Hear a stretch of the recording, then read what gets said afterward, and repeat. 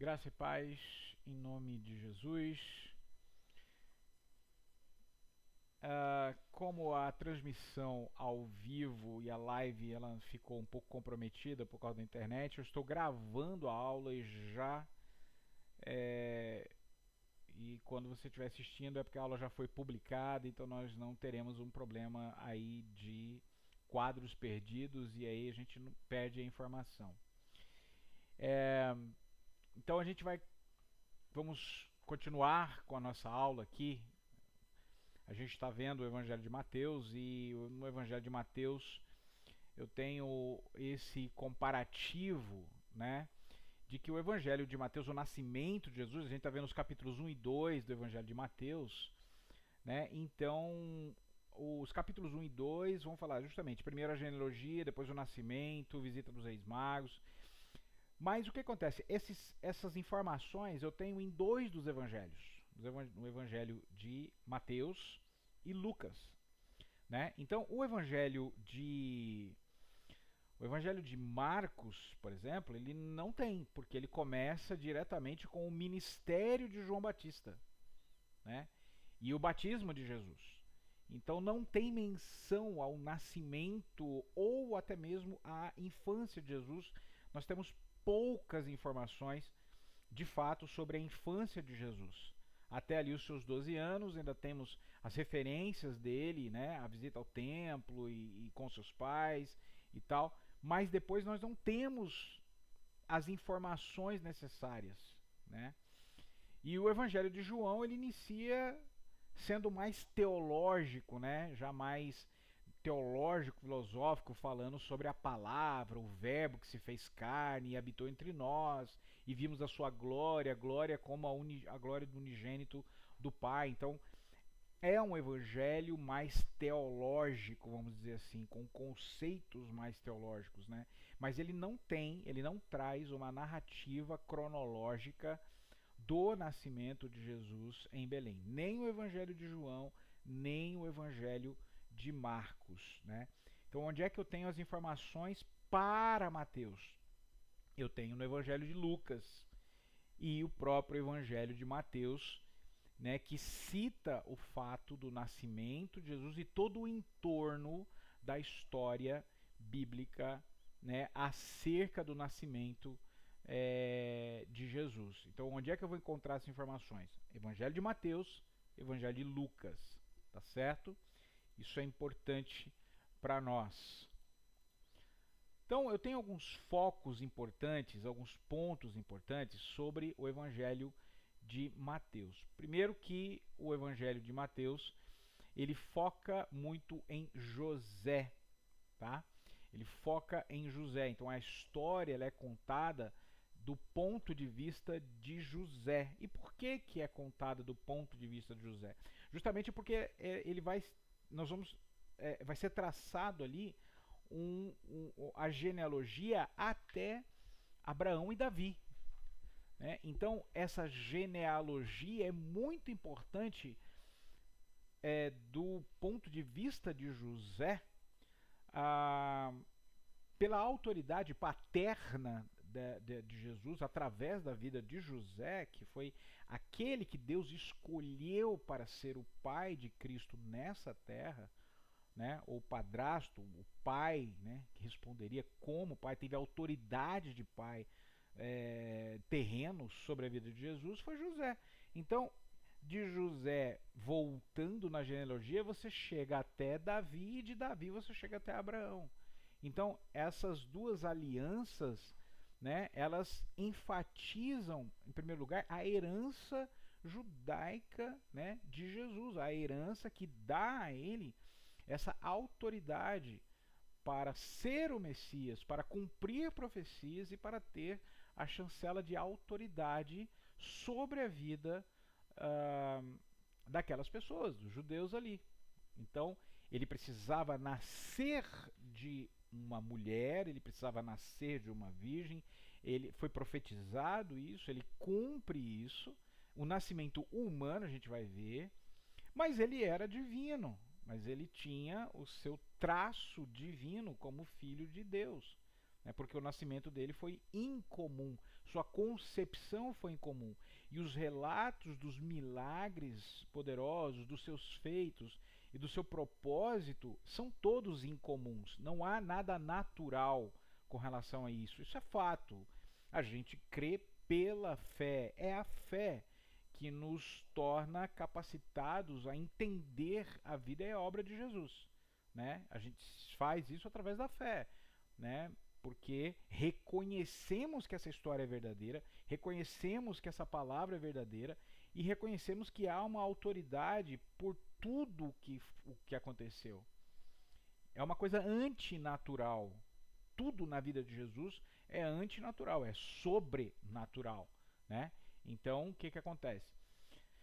A genealogia é feita para isso, para enfatizar essa herança judaica, logo autoridade, né? Herança judaica quer dizer a autoridade que ele tinha, justamente para se proclamar e para dizer hoje se cumpre, né, essa palavra que ele lê lá de Isaías lá na sinagoga, e aí quase matam ele lá e ele sai pelo meio do povo, desaparece, enfim. Outro ponto importante é o anjo do Senhor que aparece para José em sonhos, tira da cabeça dele a questão de se afastar de Maria, por conta de que seu coração ali, né, estava entristecido pelo fato de que ela já estava grávida antes de casar com ele, antes de desposar, antes de ter qualquer contato, né, com seu marido, ela se acha grávida, o que seria um escândalo, o que seria um adultério.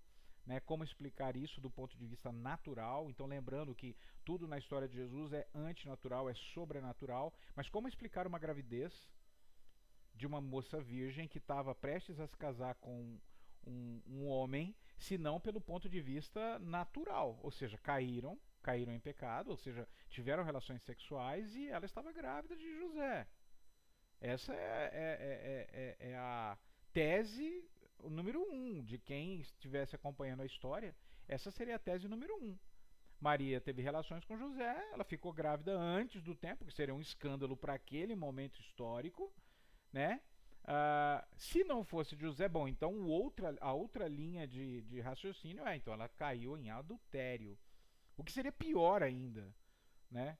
O que seria trágico, porque em um você teria o banimento, mas em outro você teria a morte através do apedrejamento. Então o que acontece? E José sabia que não era dele, porque ele estava respeitando todo o princípio, né? Ele era um homem honrado, né? Um homem de Deus, um homem honrado, escolhido, né, por Deus. Então não é dele. Então o que ele supõe? Bom, se não é meu, ela é minha noiva e ela aparece grávida, então ela cometeu adultério. Isso é fato. Isso é o pensamento natural. Mas lembra, tudo na vida de Jesus é antinatural, é sobrenatural, é acima do natural. Então o que acontece? O anjo do Senhor aparece a José. Tinha que ser algo sobrenatural para explicar algo sobrenatural. José só poderia ser contido no seu ímpeto masculino, no seu ímpeto de esposo, de noivo, de esposo, né, de alguém ali que estava muito triste. Ele só poderia ser contido através de uma intervenção sobrenatural. E foi o que aconteceu.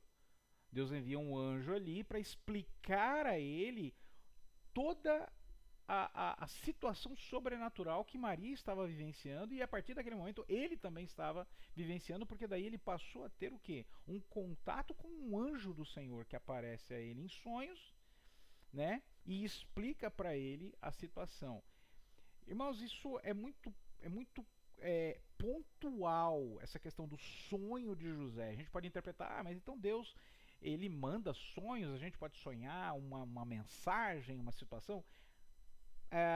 Faça como os de Bereia, experimente, analise, veja, né? Então experimente. Olha, se for uma mensagem de Deus através de um sonho que Deus quer, uma situação que Deus deseja falar com você, muito específica, uma oração, uma resposta, uma situação, então eu acho que você tem que experimentar isso, ir na palavra, ela tem que se concretizar, e aí você pode ter ali, então, realmente uma resposta de Deus através de um sonho. Sim, mas isso não é o natural, né?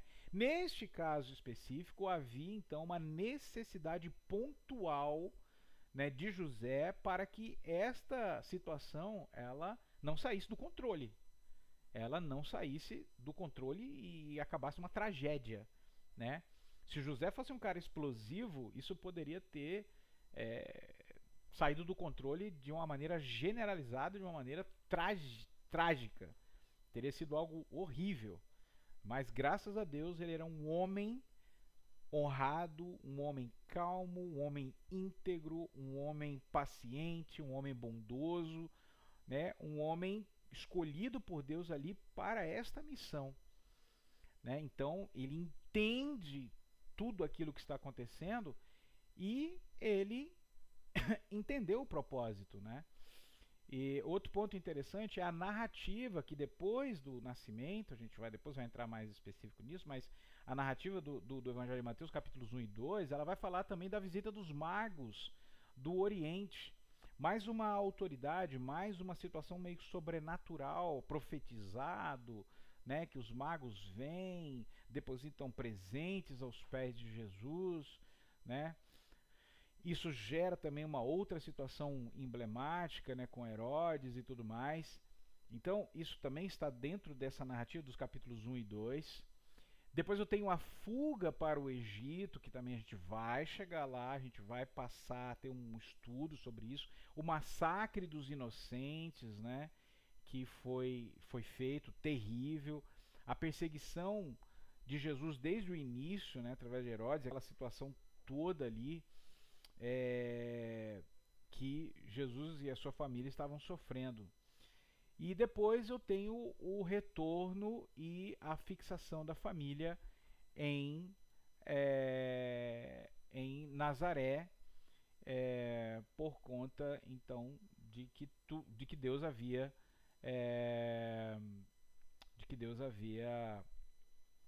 mandado, né, retornar, e de que estava tudo certo para que a vida seguisse o seu curso, ok? Bom,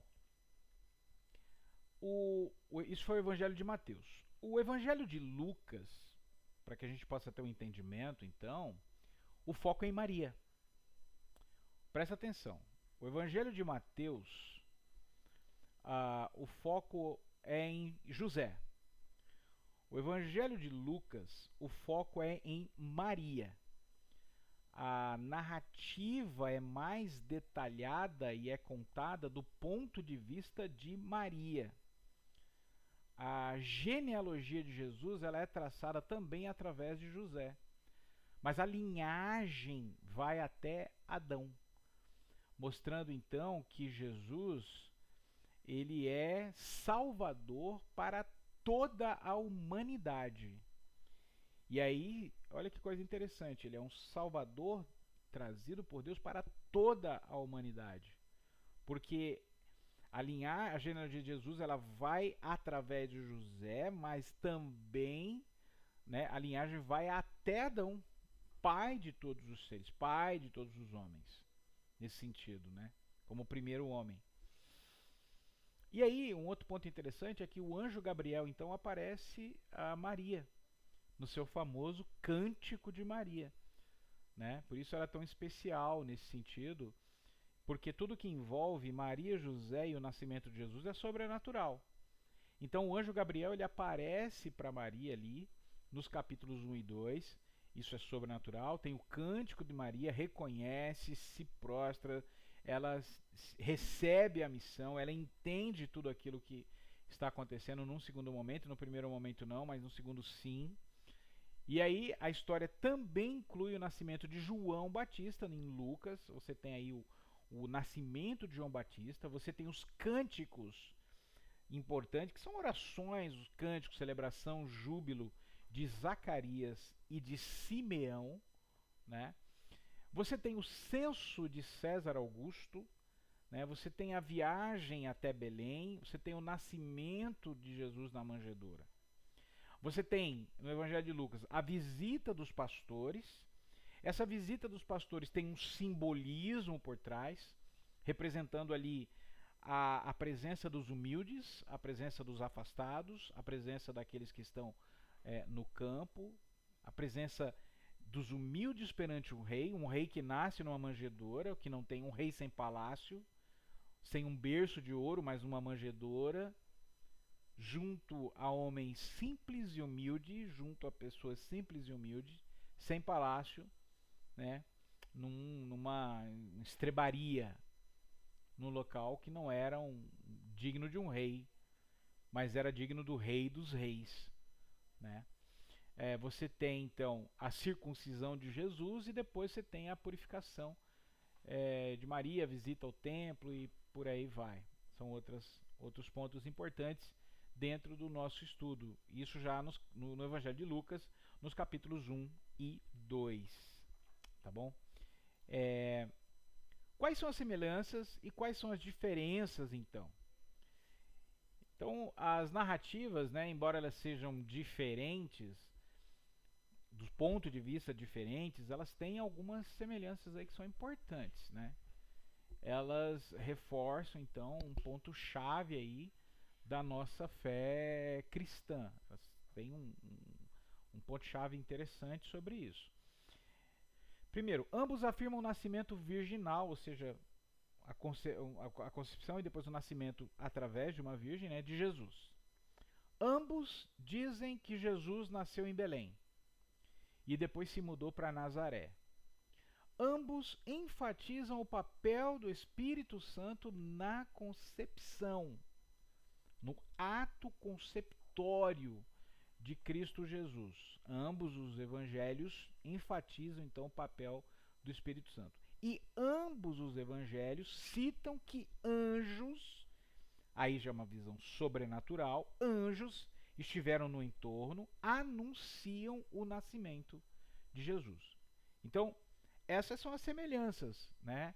Elas se complementam e elas apontam para a mesma direção, essa mesma direção que os textos vão fluindo. A leitura, por exemplo, de Mateus capítulo 1, então, no versículo 18, a gente vai ler sobre o nascimento de Jesus, certo? Então, Mateus capítulo 1, versículo 18, vai dizer o seguinte: o nascimento de Jesus Cristo foi assim. Foi assim. Foi dessa forma. Essa é a narrativa, é o texto sendo escrito para contar o nascimento de Jesus através dos olhos da perspectiva de Mateus. Maria, a sua mãe, estava comprometida para casar com José. Estou lendo na Nova Almeida Atualizada. Estava comprometida para casar com José. Mas antes de se unirem, antes de casarem, antes de terem relações sexuais, antes de efetivamente, né, ela ser desposada, antes de efetivamente essa união se consolidar, ela se achou grávida pelo Espírito Santo. Então, esse versículo é o versículo-chave para nascimento, a concepção, no caso a concepção de Cristo Jesus. Lucas capítulo 2, versículos de 1 a 7, vai tratar da mesma temática, do mesmo momento histórico. E no versículo 4, então, Lucas escreve o seguinte: José também saiu da Galiléia, da cidade de Nazaré, e foi para a Judéia, até a cidade de Davi, chamada Belém, por ser ele da casa e da família de Davi. Quem? José. José que dava o respaldo e a autoridade paterna terrena para a aliança de Deus com a casa de Davi, né? Então isso está aqui no versículo 4. Versículo 5. A fim de alistar-se, seria hoje um cadastro, né? Um recenseamento, um cadastro, para saber contagem de pessoas e quem mora e tal, isso era importante. A fim de alistar-se com Maria, sua esposa, que estava grávida, né? Então, ele foi para lá e aconteceu que, estando eles ali, chegou o tempo de ela ter a criança. O texto é mais rico, o texto é um pouco mais detalhado, né? Versículo 7. Então Maria deu à luz o seu filho primogênito, o primeiro filho, enfaixou o menino e o deitou numa manjedoura, porque não havia lugar para eles na hospedaria. Então eles foram para um, um local, né? Muito provavelmente um local de descanso dos animais, e ali tinha uma manjedoura, um local onde ela colocou Jesus, um local que seria usado para outros fins, mas naquele dia foi usado para receber o Rei dos Reis, Senhor dos Senhores, né? Não havia lugar para eles, e então ela teve o filho ali e aí deixou na manjedoura. Bom, que pontos importantes que eu tenho aqui para a gente aprender? O nascimento e a infância de Jesus, então, o Messias, capítulo 1, versículo 1, até o capítulo 2, versículo 23. Isso nós estamos falando de Mateus, tá? Então, em Mateus, eu tenho os capítulos 1 e 2, fala sobre o nascimento e infância de Jesus. Mas eu também tenho a mesma narrativa, né, a mesma história no livro de Lucas. A primeira parte, então, é interessante, que é a genealogia de Jesus. Eu tenho algumas raízes que são interessantes. Se você ler o capítulo 1, dos versículos 1 a 17, você vai ver algumas raízes dessa genealogia que são bem interessantes. Você vai ver muitos tipos de pessoas, tipos de situação, pessoas boas, pessoas não tão boas, pessoas polêmicas, pessoas não tão polêmicas. E você vai ver tudo isso dentro da genealogia de Jesus, representando uma humanidade ali. Essa vamos dizer assim, representando as várias facetas da humanidade, né? O pluralismo da humanidade, né? A genealogia de Jesus, ela mostra isso, esse pluralismo de pessoas. O capítulo 1, versículos 1 a 17, você vai ver isso. E lá em Lucas, né, você tem também esse relato genealógico. Você vai ver no capítulo 3, versículos 23 a 28. Você vai ver lá, versículo 23. Ora, Jesus tinha cerca de 30 anos quando começou o seu ministério. E aí ele continua dizendo, era conforme se pensava. E aí, filho de José, filho de Eli, por aí vai. Até traçar uma genealogia de Jesus, que representasse então, né, essa aliança de Deus, né, com os homens. E é por isso que Jesus vem, para salvar a humanidade dos pecados de todos nós, né? Então, o que acontece aqui? A segunda parte, né? Então a primeira parte é a genealogia de Jesus, a segunda parte é o nascimento divino de Jesus. Tem alguns eventos em comuns. Quais são os eventos em comuns? Os eventos sobrenaturais que acontecem dentro do nascimento divino de Jesus. Tem eventos sobrenaturais aí, né? Então, por exemplo, você tem o versículo 18, o nascimento de Jesus foi assim. Versículo 18 aqui. O nascimento de Jesus Cristo foi assim: Maria, a sua mãe, estava comprometida para casar com José, mas antes de se unirem, ela se achou grávida pelo Espírito Santo. Bom, qual explicação nós podemos ter para algo tão intenso quanto esse? Ela se achou grávida pelo Espírito Santo. Eu vou usar então textos de Lucas capítulo 1, versículo 26 a 28 e o próprio capítulo 2, versículos de 1 a 7. Então, você tem aqui uma explicação para isso. No sexto mês, o anjo Gabriel foi enviado por Deus a uma cidade da Galiléia chamada Nazaré, a uma virgem que estava comprometida a casar com um homem da casa de Davi, cujo nome era José. E a virgem, então, no caso, se chamava Maria. E aproximando-se dela, o anjo disse: Salve, agraciada, o Senhor está com você. Isso é incomum, isso é sobrenatural, isso não é natural, né? E ela se acha grávida pelo Espírito Santo porque o Senhor está com você. Um anjo de Deus foi enviado até ela para explicar o porquê de Mateus capítulo 1, 18 estar escrito que ela se achou grávida pelo Espírito Santo. A explicação está no encontro do anjo Gabriel com ela, a explicação de como se dará esse processo. Em Mateus, aparece assim, ela já está grávida. Em Lucas, o recorte histórico está, olha, apareceu um anjo chamado Gabriel e foi enviado até essa virgem iria se casar, né, compromissada com José. Ele chega e diz: o Senhor está com você. Salve, agraciada, o Senhor está com você. Então,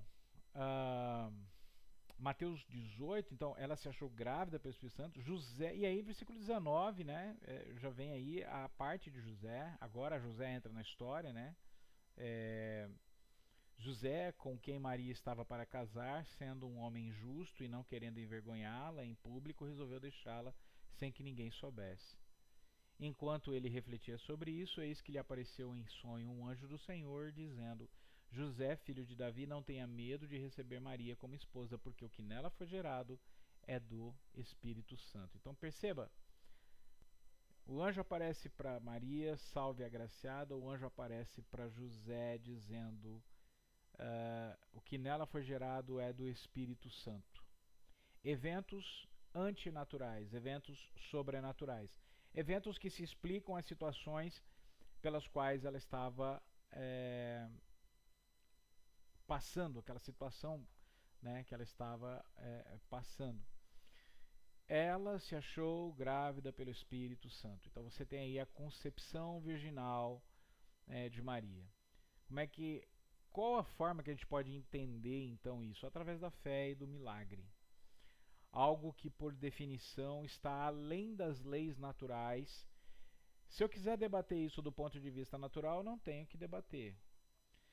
Eu só posso debater através do ponto de vista sobrenatural. Porém, se eu quiser debater o nascimento de Jesus sob o prisma natural, eu tenho que também entender que a vida de Jesus não foi absolutamente nada natural.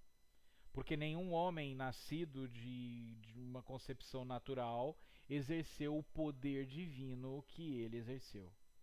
Então, a concepção de Jesus é sobrenatural porque a sua vida seria sobrenatural.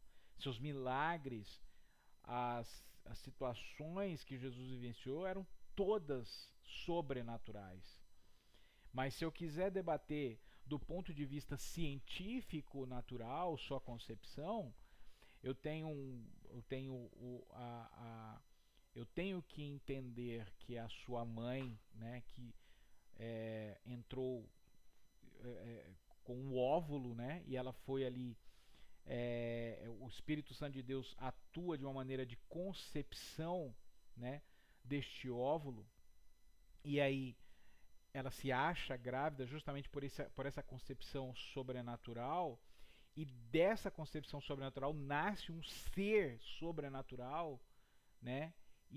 Mas esse ser sobrenatural só vai ser entendido quando os atos sobrenaturais, né, que nele se apresentam é exposto para o mundo. Antes dos atos sobrenaturais serem expostos pelo mundo, né, somente Maria e somente José sabiam do sobrenatural que envolvia a concepção e o próprio nascimento de Jesus. Então, tudo na vida de Jesus ele tem um viés sobrenatural. Mas sim, eu entendo, para entender uma vida pautada no sobrenatural, eu tenho que entender que o seu nascimento foi sobrenatural, né? Porque nenhum homem teria os poderes sobrenaturais teve sim milagres, profetas que fizeram feitos incríveis da parte de Deus, mas não eram apenas homens usados por Deus. Aqui a coisa é totalmente diferente. Jesus era o próprio Deus encarnado, a própria concepção, né, de Deus. Então é um pouco diferente, né, essa atuação de um profeta usado por Deus, e Deus usa aquele profeta com poder, com, enfim, autoridade, e você tem o próprio Deus que foi concebido, sua vida foi sobrenatural, seus atos foram sobrenaturais, seus milagres foram sobrenaturais, sua história é sobrenatural. Então aí é diferente. Ele era o próprio Deus ali, né? O verbo que se fez carne, ele era o próprio Deus encarnado ali, né? E Jesus 100% homem, por quê? Porque uma virgem se achou grávida, uma mulher se achou grávida para que ele pudesse vir a este mundo. Mas sim, tudo é sobrenatural.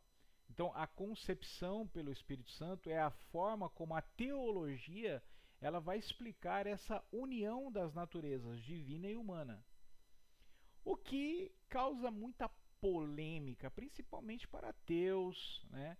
Para as pessoas que só conseguem enxergar pelo viés científico, né? Só conseguem enxergar pelo viés natural e não pelo viés sobrenatural, né? Então eu não vou nem discutir essa questão. Por quê?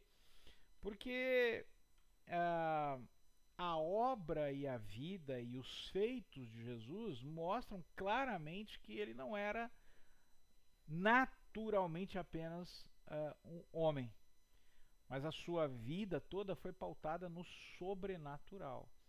Então eu tenho que entender, para entender, né, e aceitar, eu recebo pela fé, né, essa união entre as naturezas divina e a natureza humana de Jesus.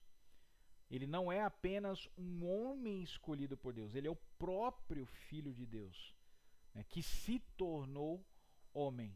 Então é bem complexo, a gente precisa entender muito bem isso através do prisma da fé, para que a gente possa defender, inclusive, isso perante as pessoas que vão questionar. Isso é um ponto muito forte de questionamento, né? Maria se achou grávida pelo Espírito Santo. Ponto. Sobrenatural, uma ação sobrenatural, mas ela precisa ter explicações plausíveis para a minha vida e para a sua vida. Ela precisa ter explicações, e muita gente tem muita dúvida sobre isso, né? Tem que ter explicações, né, sobre isso. Então lá em Lucas capítulo 1, versículo 35, Lucas ele é mais explícito na resposta do anjo para Maria. E como é que isso vai acontecer? Como é que isso acontece? Como é que algo sobrenatural acontece? E aí o anjo respondeu para ela: o Espírito Santo virá sobre você e aí haverá a concepção. E o poder do Altíssimo te envolverá com a sua sombra. Por isso também o ente santo que há de nascer será chamado Filho de Deus. O ente santo, né? O ser humano que há de nascer foi concebido em você através do poder do Altíssimo, que te envolveu e teve a concepção sobrenatural, né? Então, através dessa concepção, você vai gestar um ente santo que nasce sem pecado, com um propósito, e que a sua vida, né, vai, quando chegar no momento da história, a vida de Jesus vai explicar que tudo que envolve Jesus não pode ser natural e não é natural. É sobrenatural, né? Então, a vida e a obra de Jesus vai ser explicada porque o poder do Altíssimo envolveu Maria, aquela mulher que não tinha tido relações, envolveu-a de tal modo que o poder do Altíssimo, o poder de Deus, faz a concepção, né? E ela se acha grávida, está grávida, e aquele que irá nascer com poderes sobrenaturais, porque os seus feitos sobrenaturais vão se apresentar lá na frente. Lá na frente a gente tem que olhar para trás para entender o poder de Jesus, para entender sabe, o poder de Jesus, a atuação de Jesus, os milagres de Jesus. A gente tem que voltar aqui, né, na concepção do próprio Cristo Jesus, né? E essa concepção sobrenatural vai dar base para uma vida sobrenatural. Então eu tenho a união do divino com o humano, e dessa união nasce Jesus Cristo. Amém? Vamos ficando hoje com até aqui. Na próxima aula tentaremos fazer a live para ser enfim, melhor. Mas eu tenho certeza absoluta que você vai ter melhores informações. Nós vamos continuar ainda falando sobre essa concepção e depois vamos avançando dentro do Evangelho de Mateus. Fica aqui o meu abraço a você, que Deus abençoe a sua vida ricamente, em nome de Jesus. Espero você na nossa próxima aula aqui na Escola Bíblica Peniel. Um forte abraço, Deus abençoe, em nome de Jesus. Amém.